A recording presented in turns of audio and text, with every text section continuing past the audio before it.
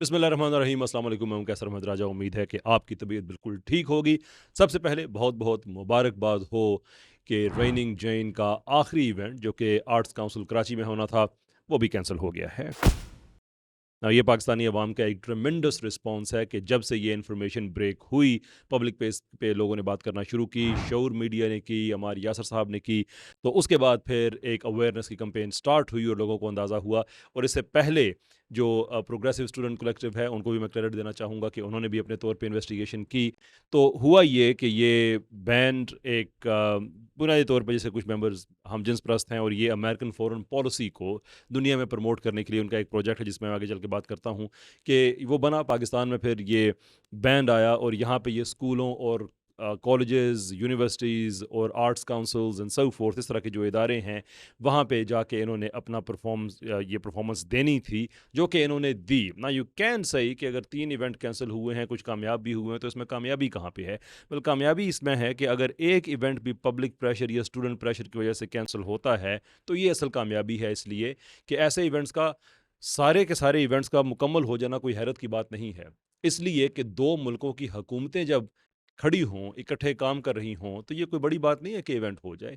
लेकिन एक मुल्क की आवाम खड़ी होके उसको कैंसल करा दे, ये असल कामयाबी है। और 1 नहीं, 2 नहीं, बल्कि 3 जगह पे ये कैंसल हुआ। ये जीसीयू लाहौर में कैंसिल हुआ, उसके बाद फिर ये मुल्तान में कैंसिल हुआ और अब कराची में इनका कल जुमा ये प्रोग्राम होना था, वो भी कैंसिल हो गया है। नाउ लोगों ने इस पे कमेंट्स किए हैं, अगरचे आर्ट्स काउंसिल ने कुछ ज़्यादा तफसील फ़राहम नहीं की कि क्यों उन्होंने कैंसिल किया है, लेकिन जो लोगों के कमेंट्स हैं वो बहुत ही मज़े के हैं और वो एक्चुअली रिफ्लेक्ट कर रहे हैं कि पाकिस्तानी अवाम क्या चाहते हैं। वो रिजेक्ट करते हैं हर तरह की फ़ॉरेन कल्चरल इन्वेजन को, इसलिए कि ये पाकिस्तान का नॉर्म नहीं है। This is how simple it is. ये नॉर्म नहीं है पाकिस्तान का।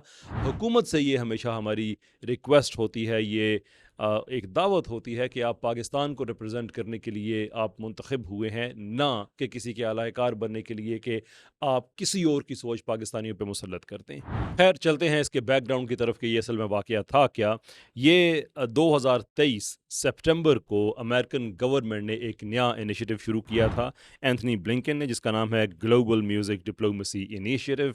बुनियादी तौर पे जो अमेरिकन वैल्यूज़ हैं उनको दुनिया में प्रमोट करने के लिए। अब अमेरिकन वैल्यूज़ क्या हैं? अमेरिकनों को मुबारक हों, लेकिन हमें ये पता है कि वो इस्लामिक वैल्यूज़ के साथ पॉइंट टू पॉइंट बेसिस पे वो अकॉर्ड नहीं करती हैं।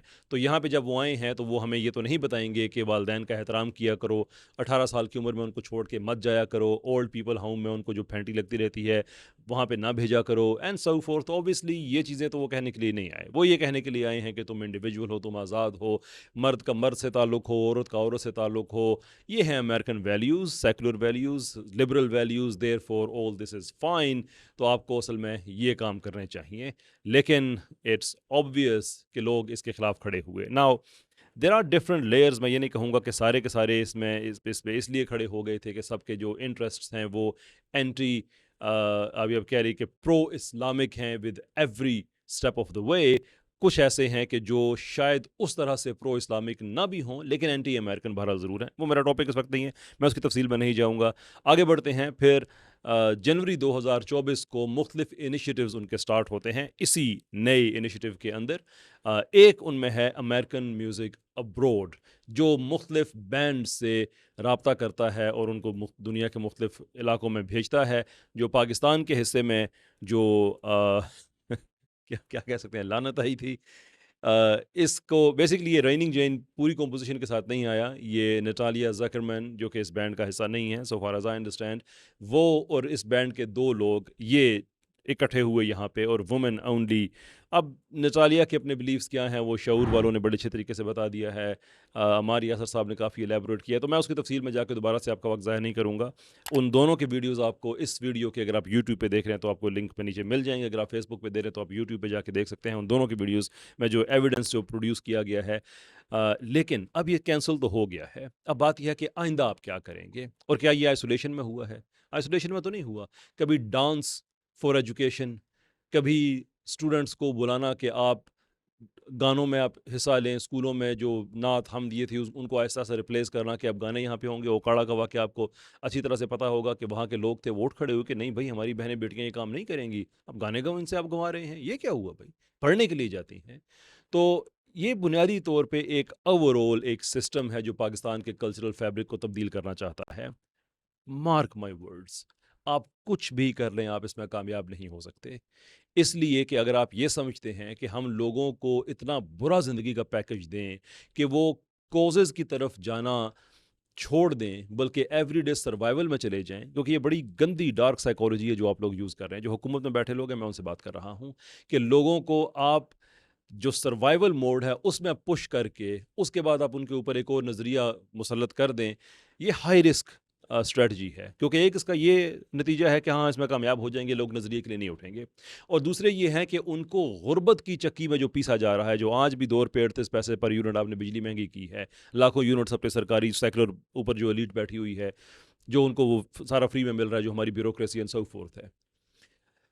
اس کا جو فلپ سائڈ ہے وہ یہ ہے کہ یہی لوگ اسی غربت کی وجہ سے اٹھ کے جب دیکھیں گے کہ نظریہ بھی ان سے چھن رہا ہے تو پھر وہ دستوں گریباں ہوں گے۔ میری دعا ہے کہ اللہ تعالیٰ کرے کہ وہاں تک حالات نہ جائیں، لیکن یہ انہرڈ آف نہیں ہے، یہ میں ایک طرح سے وارننگ دے رہا ہوں بحیثیت پاکستانی کہ لوگوں کو مت اتنا دبائیں کہ وہ سروائیول موڈ ہر حوالے سے اس میں چلے جائیں، کھانے پینے کے حوالے سے، بلز کے حوالے سے، اسلام کے حوالے سے۔ تو جو قانونی رستے ہیں وہ ہم اختیار کرتے رہیں گے، بٹ the question is کہ why do we have to do it؟ ہم آپ لوگوں کو منتخب کرتے ہیں so that you can speak our language to the rest of the world.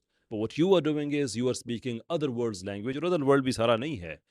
ایک دنیا میں اس وقت یہ غالب طبقہ ہے، کوئی 15-20% ٹوٹل ان کی آبادی ہے دنیا میں، اور ان کے نظریات کو پاکستان پہ آپ تھوپنے کی کوشش کر رہے ہیں، یہ مت کریں۔